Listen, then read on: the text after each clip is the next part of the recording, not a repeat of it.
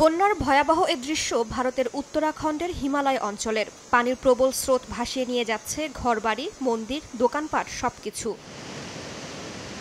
লোকালয়ে হুহু করে ঢুকছে নদীর পানি, ভেঙে গেছে সেতু, হোটেল, রেস্তোরাঁ। সড়ক পানিতে ডুবে যাওয়ায় ব্যাহত হয়ে পড়েছে যান চলাচল। পানিবন্দী বহু মানুষ, তাদের উদ্ধারে কাজ করছেন উদ্ধারকর্মীরা। বন্যার পাশাপাশি দেখা দিয়েছে ভূমিধস।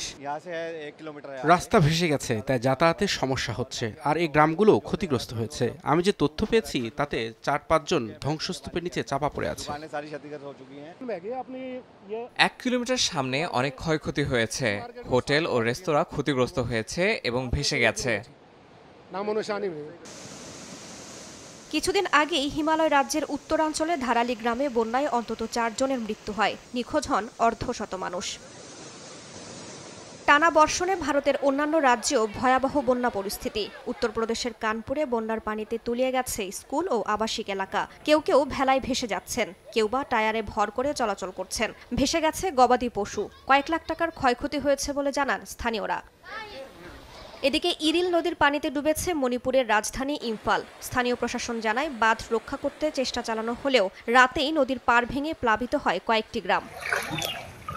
পশ্চিমবঙ্গের জলপাইগুড়িতেও দেখা দিয়েছে একই চিত্র।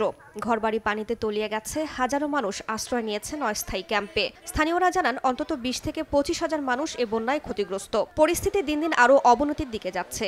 জলবায়ু পরিবর্তনের কারণেই এমনটা হচ্ছে বলে মনে করছেন বিশেষজ্ঞরা। দেশটির বাণিজ্যিক রাজধানী মুম্বাইয়ে টানা বৃষ্টিতে রাস্তায় জমে গেছে হাঁটু সমান পানি। ট্রাকে আটকা পড়ে চালকসহ অন্তত 17 যাত্রী। পরে তাদের নিরাপদ স্থানে সরিয়ে নেওয়া হয়। রাইসা জান্নাত, সময় সংবাদ।